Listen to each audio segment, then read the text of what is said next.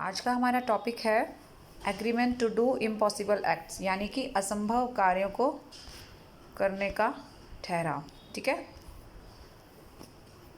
अब असंभव कार्य को करने से रिलेटेड जितने भी ठहराव होंगे वो शुरू से ही व्यर्थ होंगे। ठीक है, क्योंकि दोनों पक्षकारों को ये पता है कि कार्य नहीं हो सकता, फिर भी अगर वो इस तरीके का इलॉजिकल कोई एग्रीमेंट करते हैं तो वो एग्रीमेंट ही रह जाता है, वो कॉन्ट्रैक्ट नहीं बन पाता। ठीक है, तो इम्पॉसिबल एक्ट की हम बात करते हैं, यानी असंभव कार्य की बात करते हैं। अब असंभव जो कार्य होता है या जो इम्पॉसिबिलिटी होती है वो कई टाइप की हो सकती है। जैसे आपकी नॉलेज को लेकर, यानी कि पक्षकार किसी बात पर अनजान है और वो कार्य हो ही नहीं सकता, उन्हें लग रहा है कि हो सकता है, शायद इस वजह से भी गड़बड़ हो जाए। दूसरा जो है असंभवता, यानी कि जो इम्पॉसिबिलिटी है वो ये है कि अब जैसे वही वाली बात है ना, पहले वाले में कह रहा है कि परफॉर्मेंस की इम्पॉसिबिलिटी है। ठीक है, और दूसरे वाले में मतलब कई बार ऐसा होता है कि कुछ चीज़ों का उनको पता होता है, जैसे एक मरे हुए इंसान को ज़िंदा करना ये असंभव कार्य है और ये पता सबको है। कुछ चीज़ें ऐसी होती हैं या कुछ कार्य ऐसे होते हैं जो हमें लगता है संभव है लेकिन असल में वो असंभव होते हैं। ये पहले दोनों वो हो गए। तीसरा जो हो रहा है वो कह रहा है कि कई बार परफॉर्मेंस शुरू में तो संभव होती है लेकिन बाद में किसी वजह से वो असंभव हो जाती है। अब मैं इन तीनों को अलग अलग क्लियर करती हूँ। जैसे सबसे पहले की जो इम्पॉसिबिलिटी है वो ये कि हमारी नॉलेज में है, जैसे आसमान से चांद तारे तोड़ लाना, मरे हुए इंसान को ज़िंदा करना, इस तरीके के कोई एग्रीमेंट करते हैं और दोनों पक्षकारों को पता है कि कार्य असंभव है और फिर भी कर रहे हैं, तो वो गलत है और इस तरीके का कोई भी एग्रीमेंट हमारा व्यर्थ हो जाएगा। दूसरी इम्पॉसिबिलिटी ये है कि हमें है तो इम्पॉसिबल, हमें पता नहीं है, हम अवेयर नहीं है, मे नॉट बी अवेयर, मतलब हमें पता नहीं है। अब इसका एग्जांपल देती हूँ। मान लीजिए मैंने कुछ सामान ऑर्डर किया था जो मेरे बाहर से किसी फॉरेन कंट्री से आना है। ठीक है, जिसके थ्रू मैं मंगवा रही हूँ उसने मेरा ऑर्डर ले लिया है क्योंकि तब तक कोई दिक्कत नहीं है।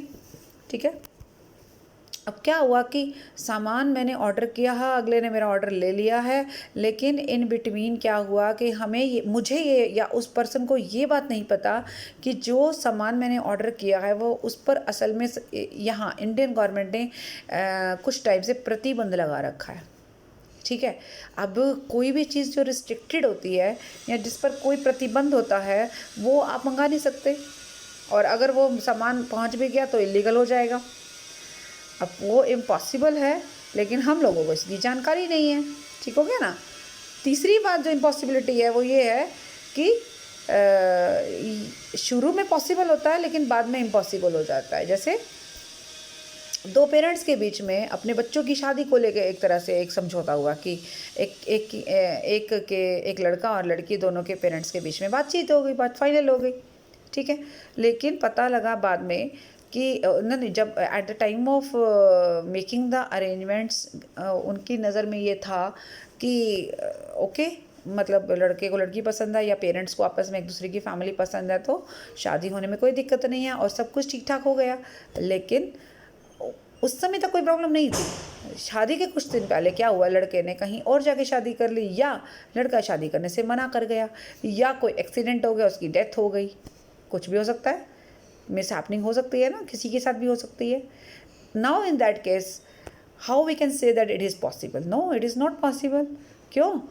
जिसकी शादी होनी थी वो ही दुनिया में नहीं रहा, या जिसकी शादी होनी थी उसने पहले से कोई और शादी कर रखी है, या उन दोनों पेरेंट्स के बीच में कोई बहुत बड़ा झगड़ा हो गया जिसकी वजह से शादी कैंसिल। अब बताइए कैसे पॉसिबल होगा? नहीं होगा। तो ये इम्पॉसिबिलिटी का क्लियर हो गया मीनिंग क्या हुआ। तो अगर ये असंभवता या इम्पॉसिबिलिटी किसी भी वजह से हो, चाहे हमें पता हो चाहे हमें ना हो, उसके तहत किए गए कोई भी एग्रीमेंट्स जो होते हैं वो व्यर्थ हो जाते हैं। मैक्सिमम तो शुरू से ही व्यर्थ होते हैं क्योंकि जिसका हमें पहले से पता है वो शुरू से व्यर्थ है। लेकिन कुछ एग्रीमेंट जैसे ये थर्ड नंबर वाला जो था उसमें ये था कि हमें पता नहीं था या ये लगा लो कि बाद में वो इम्पॉसिबल हुआ। अब शुरुआत में तो बिल्कुल ठीक ठाक था मामला, तो जिस दिन ये प्रॉब्लम हुई उस दिन ये व्यर्थ हो जाएगा। ठीक है, अब ये तो हो गई इम्पॉसिबिलिटी की बात। अब इम्पॉसिबिलिटी की वजह ना देखो कुछ ऐसी भी हो सकती हैं जो हमारे हाथ में है और हम चाहें तो उसको पॉसिबल कर सकते हैं। फॉर एग्ज़ाम्पल एक फैक्ट्री वाले को कुछ सामान बनाने का ऑर्डर मिला है, उसने ऑर्डर ले लिया है। नाउ लेबर क्या हुआ, स्ट्राइक पे चली गई। आपने ऑर्डर लिया है, ऑर्डर देने वाले ने ऑर्डर दे दिया कुछ माल का, और उसने पर्टिकुलर 10 दिन का आपको टाइम दिया कि 10 दिन के अंदर अंदर आप उसको सामान भिजवा दोगे, और आपने जो है उसको सामान भिजवाने का प्रॉमिस भी कर दिया, आपके बीच में एग्रीमेंट हो गया और एग्रीमेंट बिल्कुल बढ़िया है, कॉन्ट्रैक्ट भी बन गया क्योंकि इसमें कोई प्रॉब्लम नहीं है। अब क्या हुआ कि आपकी लेबर स्ट्राइक पे चली गई, मैक्सिमम मजदूर स्ट्राइक करने चले गए। अब आपके पास काम करने के लिए बंदे नहीं है, लेकिन अब आपने क्या किया, ऑर्डर कैंसिल कर दिया या एंड टाइम पर सामान देने से मना कर दिया। क्यों? कि भाई मेरे पास तो मजदूर ही नहीं थे, मेरे पास तो काम करने वाले ही नहीं थे। यहाँ पे गड़बड़ है, ये कोई इम्पॉसिबिलिटी नहीं है। अगर 10 लोग काम करने से मना कर गए हैं तो आप बाकी अगले 10 को लेके आओ, आप मजदूरों की अरेंजमेंट कहीं और से करो। तो कुछ चीज़ें ऐसी होती हैं जो इम्पॉसिबल हमारी वजह से बन जाती हैं, यानी कि हम चाहते नहीं हैं। अब मान लो मैं कहूँ जी कच्चा माल महंगा हो गया जी, मैं तो उसी रेट पर आपको सप्लाई नहीं कर सकती, लेकिन इम्पॉसिबल तो नहीं है ना। आप अपने आपस में डील कर सकते हो कि भाई आपके कॉन्ट्रैक्ट में अगर ये लिखा हुआ होता कि रेट चेंज होने की वजह से हम कॉन्ट्रैक्ट कैंसिल नहीं करेंगे, अगर रेट बढ़ जाता है तो हम बढ़ा हुआ रेट लेंगे और देंगे, और अगर ऐसा कुछ नहीं है तो आपको उसी रेट पर चीज़ें देनी होंगी, और अगर आप नहीं देते तो ये ब्रीच ऑफ कॉन्ट्रैक्ट माना जाएगा, यानी कि ये अनुबंध का खंडन माना जाएगा और इसके लिए आपके खिलाफ एक्शन हो सकता है। तो ये कोई इम्पॉसिबिलिटी नहीं है, इम्पॉसिबिलिटी आप खुद क्रिएट कर रहे हो।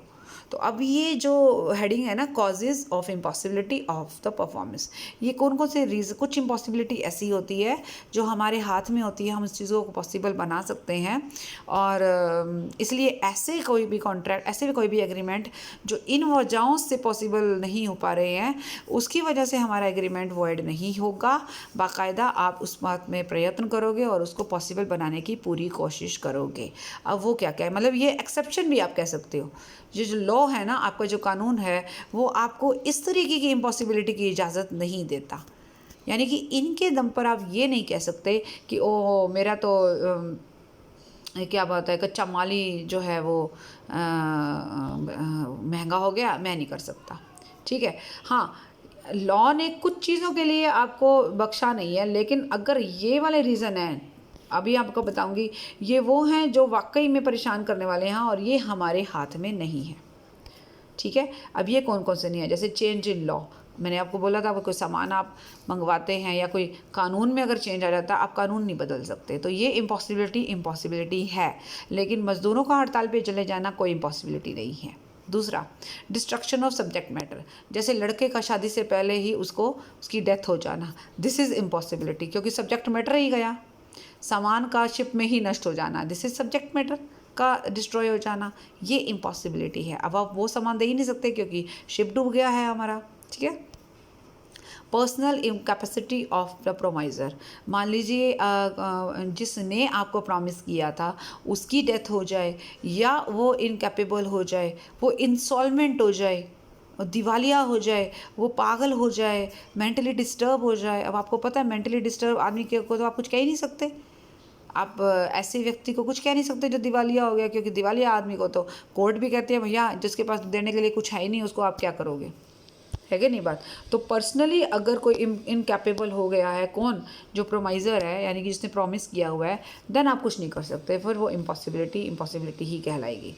ठीक है, तो ये सारे पॉइंट जो हैं हमने देखे इस पूरे टॉपिक में। हमने क्या देखा कि कुछ कार्य ऐसे होते हैं जो शुरू से ही असंभव होते हैं, और कुछ कार्य ऐसे होते हैं जो शुरू में संभव होते हैं, बाद में संभव हो जाते हैं। कुछ कार्य ऐसे होते हैं जिनके बारे में हमें जानकारी नहीं होती, हमें लगता है वो संभव है, लेकिन बाद में वो असंभव हो जाते हैं। तो जैसे भी सर्कमस्टांसेस हों उसके हिसाब से हम एग्रीमेंट को आगे ले जा सकते हैं, वरना एग्रीमेंट हमारा वॉइड हो जाता है। ठीक है जी, अब आगे चलते हैं। हमारा जो अगला टॉपिक है that is agreement in restraint of trade, व्यापार में रुकावट डालने वाले ठहराव। ये भी हमारे पूरी तरह व्यर्थ होते हैं। डेमोक्रेसी है देश में, आप कोई भी काम करने के लिए फ्री हो, freedom to do any kind of work, until unless कोई इलीगल ना हो। चोरी करने की इजाज़त नहीं है किसी को, लेकिन मेहनत करके काम करने की और खाने की इजाज़त तो है ना। ठीक है नहीं बात। तो व्यापार का मतलब क्या होता है? माल बेचना, खरीदना। क्यों करते हैं हम व्यापार? पैसा कमाने के लिए, अपनी रोज़ी रोटी चलाने के लिए। अब अगर मैं कोई काम करना चाहती हूँ और मेरे को कोई कहता है कि नहीं, अगर तुम ये काम करोगी तो मैं तुम्हारे को ये कर दूँगा, वो कर दूँगा, या मुझे धमकाता है या मुझे परेशान करता है, मुझे काम नहीं करने देता। मेरी दुकान के पास किसी और व्यक्ति की दुकान खुल गई है और वो मुझे धमका रहा है कि अपनी दुकान बंद करो, रफा दफा करो, यहाँ तो सिर्फ मेरी दुकान चलेगी। क्या ये उचित है? बिल्कुल नहीं। This is wrong, totally wrong, and this is illegal too. आप किसी को भी काम करने से नहीं रोक सकते। आप किसी को भी जायज़ काम करने से नहीं रोक सकते, लीगल काम करने से नहीं रोक सकते, वैलिड काम करने से नहीं रोक सकते। जो वो अपनी रोज़ी रोटी, अपने एम्प्लॉयमेंट के लिए काम कर रहा है, उसके लिए आप उसको रोक नहीं सकते। हर व्यक्ति को, अपने देश की मैं बात करूं, अपने यहाँ पे, वैसे तो देखो ऑल ओवर वर्ल्ड में यही बात होनी चाहिए कि कोई भी व्यक्ति अपनी जीविका अर्न करने के लिए, अपनी ज़िंदगी चलाने के लिए, पैसा कमाने के लिए अगर कोई काम करता है और वो काम अगर कानून की दृष्टि में गलत नहीं है तो वो करने की उसको पूरी आज़ादी है।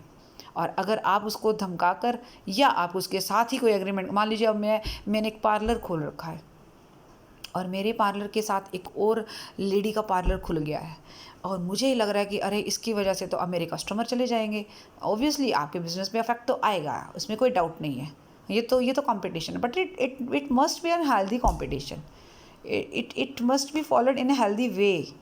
ये नहीं है कि अब आप उसकी दुकान में तोड़ फोड़ मचा दो, आप उसको जाके 2-4 मार के आओ कि भैया निकल यहाँ से। ऐसे थोड़ी ना है। यहाँ नहीं, यहाँ तो मेरा ही पार्लर चलेगा। गलत बात है, आप नहीं कर सकते ना ऐसा। आप उसको उसकी जीविका कमाने से रोक रहे हो। जैसे आपने दुकान खोल रही है, जैसे आपने पार्लर खोल रखा है, ऐसे उसने भी खोल रखा है ना। आपकी ज़मीन पे आके तो नहीं खोला है, आपको तो परेशान नहीं कर रही है ना, राइट। तो कहने का मतलब ये है कि हम किसी को भी व्यापार करने से नहीं रोक सकते, राइट। लेकिन ये सारी बातें जो मैंने आपको बताई वो आपके इन सब में है और इनमें 1-2 केसेस भी हैं, वो आप पढ़ सकते हैं। कुल मिलाकर सेंस जो है वो मैंने आपको समझा दी है। इस रूल के कुछ एक्सेप्शन हैं, कुछ अपवाद हैं। वो अपवाद क्या क्या हैं? जैसे restraining the freedom of particular action, यानी कि आप किसी पर्टिकुलर एक्शन को ज़रूर आप रिस्ट्रेन कर सकते हो। अभी पर्टिकुलर एक्शन का मतलब क्या है? पर्टिकुलर एक्शन का मतलब हम देखते हैं, जैसे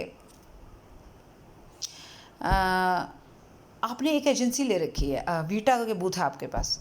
अब वीटा कंपनी के प्रोडक्ट्स आप बेचते हो तो वीटा कंपनी का पॉलिसी होगी कि भाई उसका दूध जो है वो 50 रुपये किलो के से नीचे नहीं बिकेगा। आप दुनिया तो क्या कहूँ मैं, इंडिया में या एक पर्टिकुलर एरिया में वीटा के किसी भी बूथ पर चले जाएं, आपको दूध का सेम रेट मिलेगा। This is the policy of the company, right. आप कंपनी की पॉलिसी के अगेंस्ट नहीं जा सकते, ठीक है ना, क्योंकि आपने वीटा के बूथ की एजेंसी ले रखी है। आप एजेंसी का मतलब आप उनके एजेंट हैं, तो आप जो भी पैसा लेंगे ना कस्टमर से, वो अकॉर्डिंग टू पॉलिसी ले सकते हो, राइट। तो अब देखो, एक डेयरी वाला है, इसने दूध की डेयरी खोल रखी है, वो शायद अपने दूध को 60 रुपये पे भी बेच रहा हो, 70 रुपये भी बेच रहा हो। आप उसके कस्टमर ले रहे हैं क्योंकि उसके ऊपर कोई टैग नहीं लगा हुआ, ठीक है ना। 2-4 रुपये ऊपर नीचे कर सकता, अगली कोई बड़ी बात नहीं है। लेकिन अगर बात बाकायदा किसी रूल के हिसाब से किया है या पॉलिसी की है, वहाँ आप चेंज नहीं कर सकते। तो इसका मतलब अब वीटा के बूथ के जो एजेंसी लेके बैठा है, जो उसके ऊपर आप ये रिस्ट्रिक्शन कौन लगा सकता है? कंपनी लगा सकते हैं कि भाई हमारे प्रोडक्ट इस रेट पे नीचे नहीं बेचोगे आप। This is okay, this is valid. तो हो गया ना रिस्ट्रिक्शन एक तरह से, लेकिन वैलिड है। Sale of goodwill. अब सेल ऑफ गुडविल का मतलब क्या? मेरा एक बिज़नेस है, चल रहा है, बहुत अच्छा बढ़िया है, बट मुझे कुछ इमरजेंसी आ गई है या मैं बिज़नेस चला नहीं पा रही हूँ, मैं बीमार रहती हूँ। तो मैंने क्या किया? मैंने बिज़नेस बेचने की सोची। मैंने आपको बोला, आपने मेरा बिज़नेस खरीदने के लिए वहाँ कर दी, मैंने आपको ऐसे कैसे बिज़नेस सेल कर दिया। अब बिज़नेस के अंदर एक चीज़ होती है जो बड़ी इंपॉर्टेंट होती है, और वो क्या होती है? दैट इज़ गुडविल, यानी कि ख्याति, राइट। अब ख्याति यानी कि गुडविल, जब आप कोई बिज़नेस बनाया एस्टेब्लिश्ड बिज़नेस किसी को बेचते हैं, तो उस बंदे को क्या फ़ायदा होगा? वो अपना भी तो बिज़नेस चला सकता था या शुरू कर सकता था, पर उसने चलता हुआ बिज़नेस खरीदा। रीज़न, क्योंकि उसको बहुत ज़्यादा मेहनत नहीं करनी पड़ेगी, उसको बना बनाया सेटअप मिल गया, सारा कुछ एज इट इज़ मिल गया। बंदा ही तो चेंज हुआ ना, मालिक चेंज हुआ, बाकी सब कुछ तो वही है। अभी उसको कस्टमर को बुलाने की ज़रूरत नहीं है, तो कस्टमर तो ऑलरेडी मैंने बना रखे हैं, है कि नहीं बात।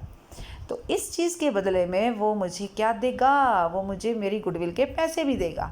ऑब्वियसली मैंने अपना बिज़नेस उसको बेचा है ना, तो मैंने अपनी गुडविल भी उसके नाम कर दी है, उसके पैसे वो मुझे एक्स्ट्रा देगा। ये आप बात अकाउंट्स में बहुत अच्छे से समझते हो। जब मैंने उससे गुडविल के पैसे ले लिए, अब अगर अगले ही दिन मैं उसके ही पड़ोस में दुकान या अपनी फैक्ट्री लगा लूँ, ये तो बड़ी गलत बात हो जाएगी भाई। क्यों, फिर फ़ायदा क्या हुआ उसका मेरा बिज़नेस खरीदने का, अगर अगले ही दिन मैं उसे कंपटीशन देने लग जाऊँ तो।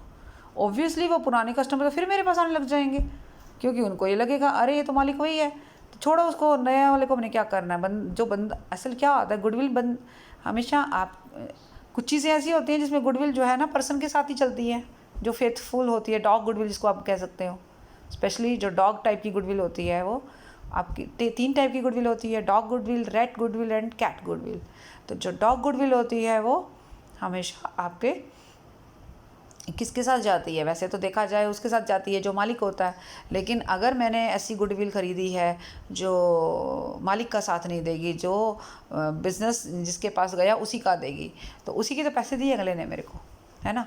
तो अब मुझे ये रिस्ट्रिक्शन ज़रूर लगाएगा वो कि भाई ऐसा है, आपको बिज़नेस करना होगा ना, तो आप मेरे ही एरिया में अगर करना चाहते हो तो फिर आपको कुछ टाइम रुकना पड़ेगा, ताकि मैं इन बिटवीन अपनी गुडविल बना लूँ और लोग मुझे भी जानने लग जाए।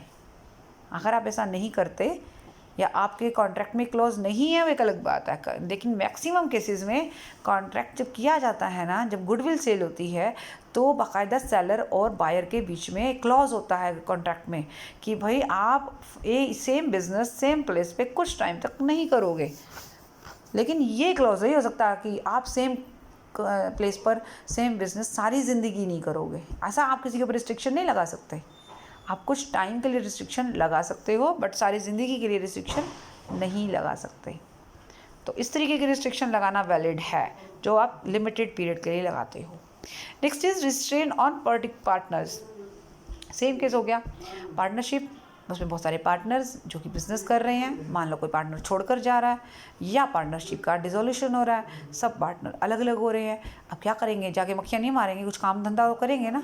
सब लोग अपना अपना कुछ ना कुछ काम धंधा करेंगे, कुछ लोग सेम बिज़नेस को दोबारा सेटअप करेंगे।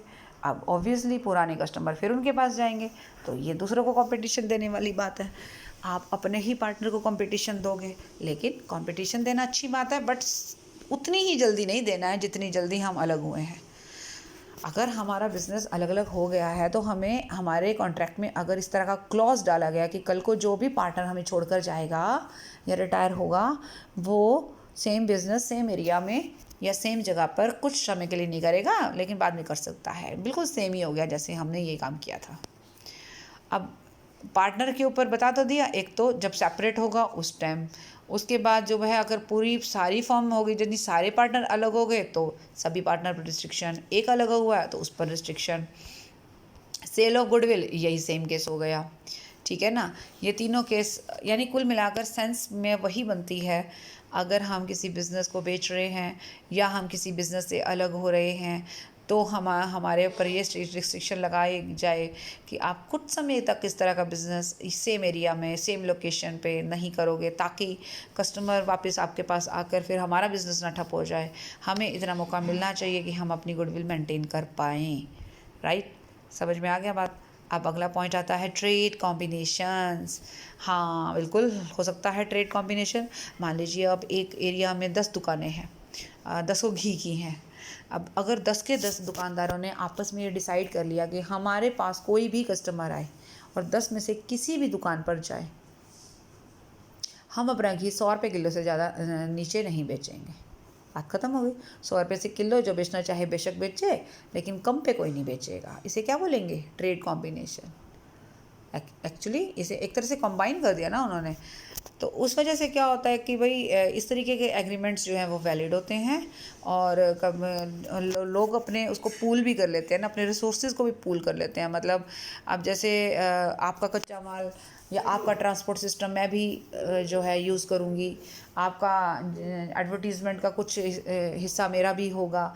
जब दो बिजनेसमैन आपस में इस तरीके की शेयरिंग करते हैं तो ऑब्वियसली वो इस तरीके की चीज़ें भी शेयर करेंगे कि भाई एक दूसरे के बिजनेस को नुकसान नहीं पहुंचाएंगे, तो कुछ इस तरीके के एग्रीमेंट भी वो कर सकते हैं। इन्हें बोलते हैं ट्रेड कॉम्बिनेशन, राइट। नेक्स्ट आ रहा है सर्विस कॉन्ट्रैक्ट। ये this is the last point of this topic. मान लीजिए मैं इंडियन एयरलाइंस में जा रही हूँ और मैं एक एयर होस्टेस की जॉब के लिए जाती हूँ, और एयर होस्टेस की जॉब के लिए रूल है हमारी इंडियन एयरलाइंस में कि आप एक पर्टिकुलर टाइम तक शादी नहीं कर सकते। ये किस्सा पहले भी आया था, हमारा एग्रीमेंट इन रजिस्ट्रेट ऑफ मैरिजेस में आया था। तो अब ये कॉन्ट्रैक्ट उन्होंने मेरे साथ किया, सर्विस कॉन्ट्रैक्ट ही है, जिसमें उन्होंने मेरे पर एक बंधन लगाया कि मैं मैरिज नहीं कर सकती। ये तो हो गया अलग। लेकिन अगर ये भी कॉन्ट्रैक्ट में हो कि आप 2 साल तक कम से कम आपको यहाँ काम करना होगा, आप 2 साल में कहीं भी और कहीं पे कोई काम नहीं कर सकते, ये भी तो सर्विस कॉन्ट्रैक्ट का एक पार्ट है कि नहीं? तो इस तरीके के कॉन्ट्रैक्ट हो सकते हैं, डेफिनेटली हो सकते हैं। This is the condition of your job. आपको जॉब करनी है, आप उन कंडीशन के साथ चलो, नहीं करनी है तो छोड़ दो, कोई ऐसी ज़बरदस्ती नहीं है, लेकिन ये बात। तो इस तरीके के सर्विस कॉन्ट्रैक्ट जिसमें इस तरीके की रिस्ट्रिक्शंस लगाई जाएं कि भाई आप अगर हमारे यहाँ नौकरी करोगे तो आप कम से कम 5 साल, 2 साल, 3 साल, या जो भी हमारे को ठीक लगे उतने टाइम तक हम आपको ऐसे यहाँ से जाने नहीं देंगे और आपको यहीं हमारे यहाँ ही काम करना होगा। मतलब हम किसी को गुलाम नहीं बना रहे। मैं कहीं को आप सोचो कि भाई हम कुछ गलत करें, नो, ऐसा कुछ नहीं है।